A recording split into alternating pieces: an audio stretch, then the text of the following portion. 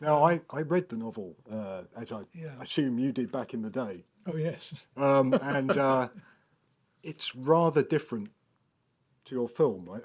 I must confess, I enjoyed your film much more because I thought there was a lot more, it had a more enigmatic quality. Um, when I read Nicholas Wollaston's novel, I believe he also wrote travel books. He was a travel writer, and this was one of his handful of actual novels. And I was very much struck by how open-ended your film is, as opposed to his book, which almost sort of resolves. There's almost a sense of a sort of almost a happy ending, where it's like, oh, no one killed anybody. It's all sort of neatly tied up. And I wondered how you came to think you were going to make this book as a film. Well, I thought the interesting thing about it to me was the idea of the twins and what it means to be a twin. And I just felt that what it was describing was how, it's actually, it can be impossible to be a twin. It can be very difficult to live like that. And it seemed to me that it was suggesting that, you could find it so complicated and difficult to be a twin that you had to do something about it. You wouldn't plan it, obviously, in a kind of open way, but you would, within yourself, start to develop a need that you had to do something about it. And yeah, the book is very, very much more explicit. They talk much more. There's much more discussion. It's not very, honestly, it's not very credible in that way, I don't think. I don't think they would ever have had the conversations that they have in the book. But what I thought was the way to go about this was to forget about most of what they talk about and not have that, and to leave the audience wondering all the time, what they are feeling and what happened, of course. But I didn't want it to be explanatory. I didn't want it to be explicit. I wanted it to be mysterious and never actually to provide a solution. I mean, it does in a sense, but I wanted it to be an enigma, a mystery, and that to the extent there is a resolution, Tom, I think, realizes what he probably did. But just like the cat, he'd done it because he just, it was something that he needed to do. He didn't really know necessarily why or hadn't thought about it. He just deliberately did it, but without any explained reason to himself. Do you see what I mean? And I thought in that way that conversation about it between them was just not, it was not an option. It was not going to, No. it was never going to make that work.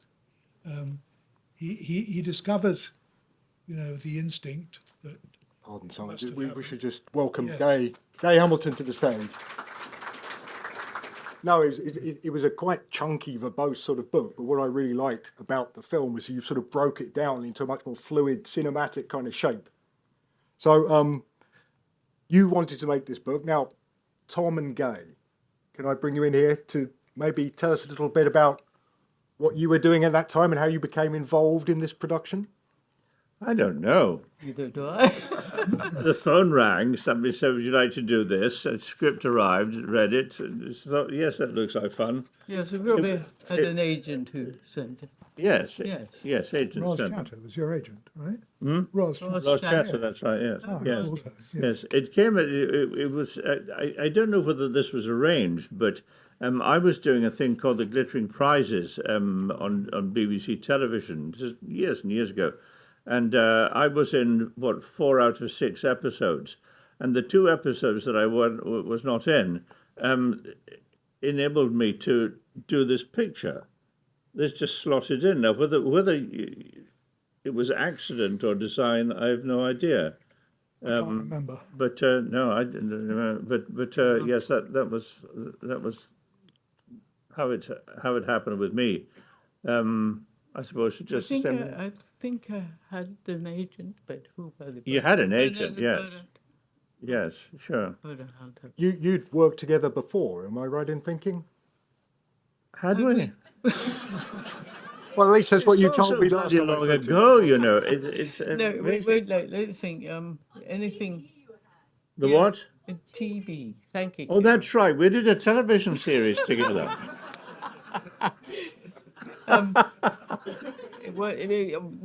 Yes. Yes. And you were also doing the Harvey Keitel film around this time, right? The Duelists.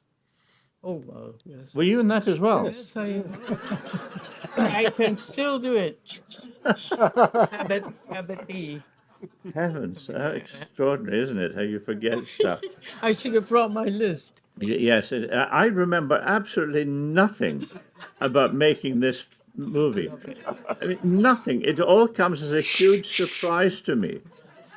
Every scene, I thought, oh my God, I didn't remember anything. But there was one thing that I do remember, and that was that bloody turkey. I was going to ask you about the turkey. I don't know what the turkey was bought right at the beginning of the shoot. I think we changed the schedule or something like that. So instead of using the turkey, cooking the turkey when we bought it, the turkey was put in a fridge for however long it took to get round to it. And by the time the turkey came out of the fridge, it was off. And the smell of the turkey was so horrific that I've never been able to eat turkey since. So at Christmas, when the family is tucking into turkey, I'm having steak because I can't bear the smell of turkey. Have you written a song? I'll never return again. Gavin, tell us how you became involved. Simon came and found me at the Anna Sher Open Theatre in Highbury Fields one Saturday morning, and came along and Anna Sher was still with us then, obviously all those years ago. So that would have been, what, 1974, I would say, 74, 75. And said he was interested in me becoming involved and introduced to my parents, and the rest is history. Came along and there we were, shipped up to Scotland for 4 weeks worth of filming, 2 different locations, one near Lerg on Loch Shin, where we did most of the outside stuff on the sailing, and then straight up to Dunnet Head for all the house and home scenes and everything like that. So it was quite an experience being that young and being involved in it, really. But it's interesting, he remembers it all because he was a little boy. So it's all very exciting to him, you know. We just forget it as soon as you finish shooting. All I remember is the gin and tonic. You've never left them behind, have you? That's not true. So it was a Absolutely not. 4-week shoot, and all 3 of you were there for the whole time? What surprises me is the freezing cold water we ran. Yeah, Well, the you were water. amazing how you went into the Atlantic. I Well, we know. both went into the Atlantic Ocean, but at least I was in a wetsuit. You were just I in a not? frock. Gay, you must remember running down into the sea in your frock. Yes, I think I did. I just braved it. You certainly did. God Almighty! It ain't been done since. Actors will do anything for a job. They just do what the director tells them. That's right. And Simon, how was the experience of directing this film? What was it like? Careful now. Yeah, be careful. That was it's the first time I'd done it. The first time I'd written a screenplay, and the first time I'd directed a film. I produced a film the year before. All I remember directing was that it was fantastically lonely. I found it very, very hard, and I felt I was absolutely alone. And because I wasn't confident about a lot of what I was doing, it was it was awful. I actually, I loathed it. I found it, Why did you decide to do it? If you well, loathed it? exactly. I don't, I see. Hmm. That's extra. You loathed it. well, I wanted, And you loathed us. You loathed everything. I wanted this film to be made. I thought this story was interesting, and this was something that I wanted to tell. And I don't know. I wanted the film to be made, but when I started making it, I realized that I wished it wasn't me that had to do it. Oh, Lord. It was very Taken strange 50 feeling. years for this to Yeah, really. I mean, and significantly, perhaps, it's the only film I ever directed. I did do a bit of small ways directing after that, but not feature films. But and having done it, I actually really never wanted to do it again. I wanted to go on making films happen, and I was a producer and done a huge amount of work as a producer. But I never wanted to be a director again. I thought I don't have the talent for this. I don't really know how to do it. And when I was doing it, I felt this desperate loneliness because I had nobody to support me and tell me that I was doing it well.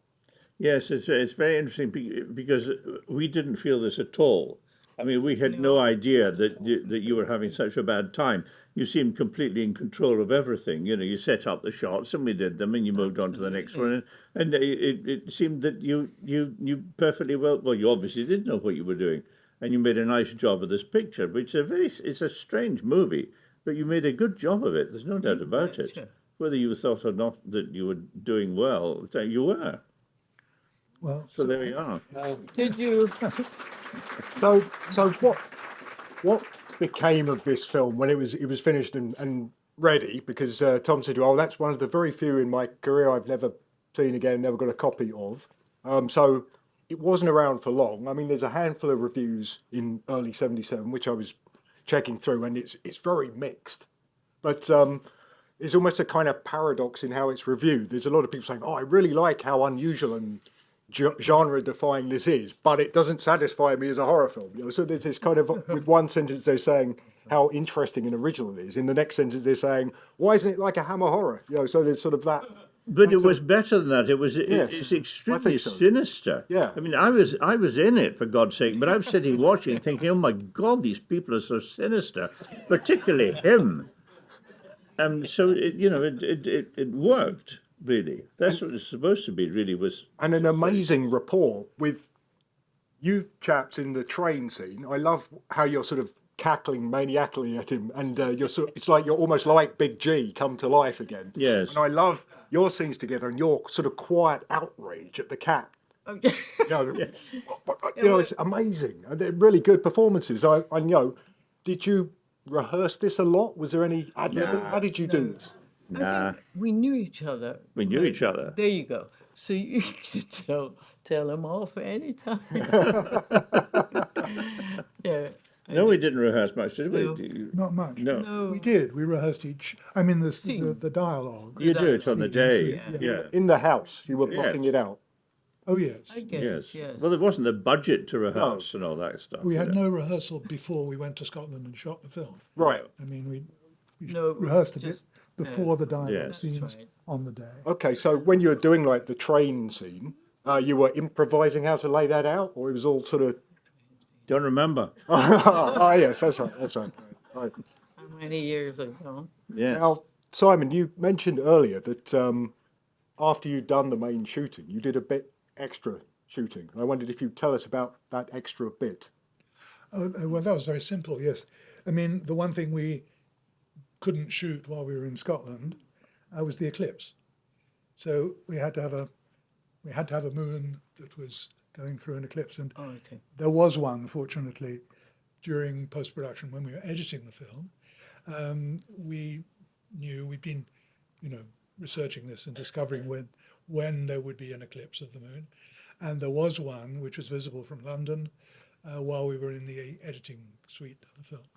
And so one evening, we got the camera crew back together, and we went off to a car park in Hounslow, I think. Oh, in Hounslow, that's my neck of the woods. I mean, all you see is the moon. You see, I mean, you just see the sky and the moon. That is a real. It is a real eclipse, and we shot it from there.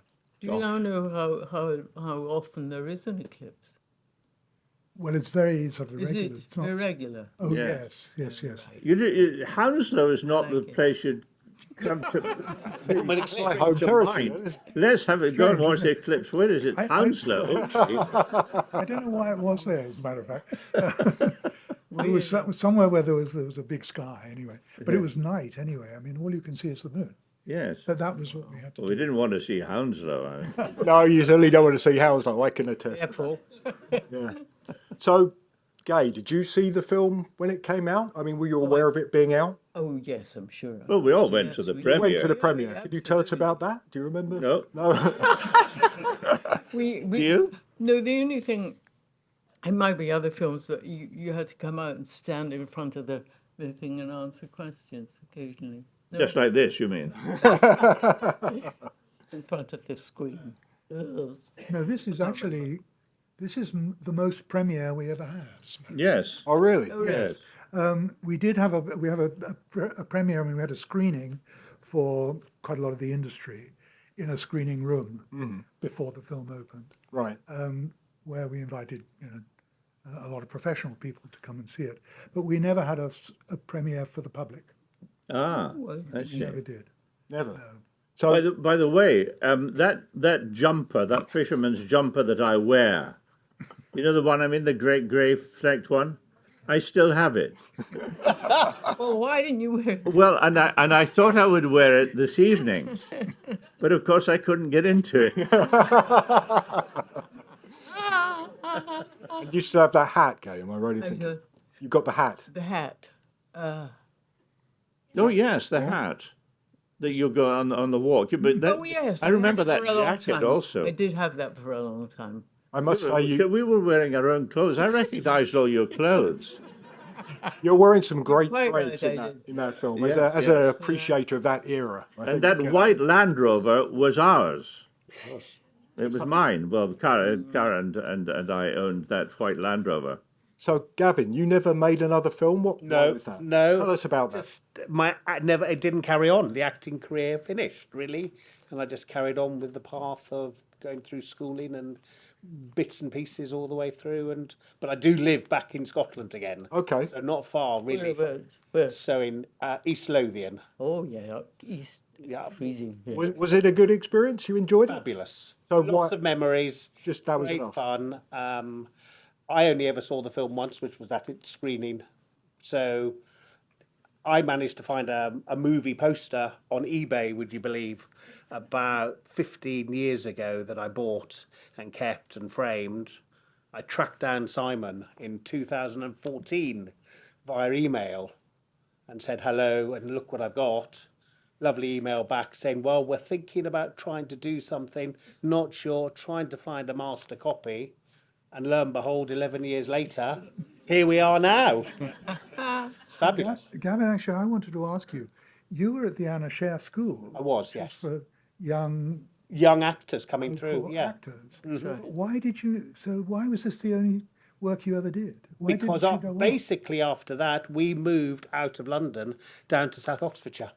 So there was no Anna Scher School down there.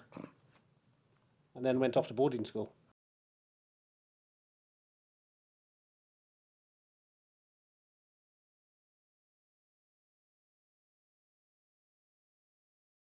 Well, in those days, I don't suppose I'd have been put off by. Sorry, can you hear me? I don't suppose I was put off because I'd sailed quite a lot. So, I went on a schooner to the Outer Hebrides and stuff like that.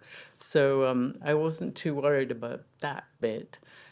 I knew you, so I wasn't worried about that bit either. So I was quite interested. Right. Yes. Thank you. Anyway, we wanted work in those days. You're great in this, and it's a real sort of, clash of Great acting titans here. I think you're really terrific together. Titans. Yeah, hyperbole, sort of overload, but I think you're both really good at it.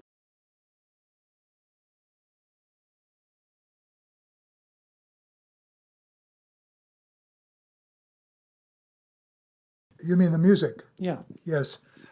He's the great grandson of Richard Wagner. Good heavens. He's called Adrian Wagner. I don't know if he's still alive. Actually, probably is. He's younger than me. I don't know whether he did another film or two after. I think so. He worked entirely with the synthesizer. And I can't actually remember how I found him. But he was, I think, he did what I wanted for the film, actually. I wasn't sure. There's a mention, a strange moment in the film where Gavin Giles mentions that you have an affection for Sibelius. And in the script, as a matter of fact, there was more of that.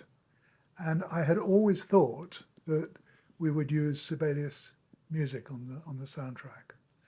And then I realized that it just simply, it wasn't going to work. It wasn't going to work to use existing orchestral music. I wanted it because, you know, Sibelius music from the far north, and there were several pieces that I thought might be useful, but it was hopeless. I realized what was going to work was something which would be synthesized, which would be entirely different and certainly not orchestral or classical in any sense.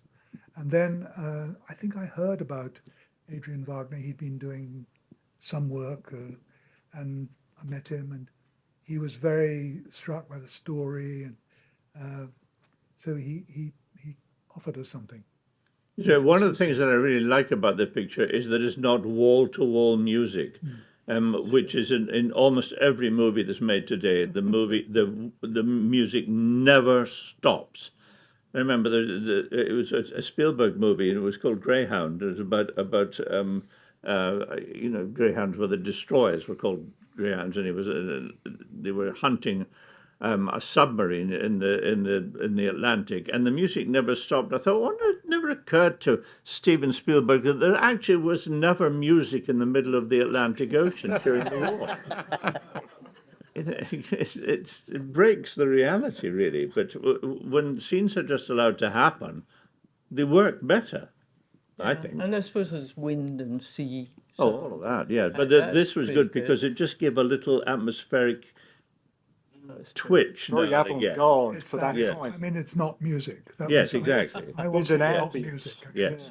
Yeah, I love the buzz of the static in the train. Yes, a good decision. Yeah. Yes. We got to wrap that up now. Lady in front there. The lady in front. No, please do You had share your your hand question. up. Yes, you have to answer. Bid for it, you have to pay it. Yeah.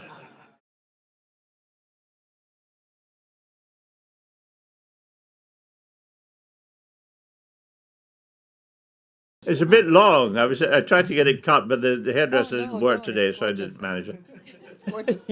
I thought I should look a little more respectable than I do, but anyway. So on that note, thank you very much, Gavin Wallace. If you stay for a moment, Gay Hamilton, Tom Conti, Simon Perry. Hey.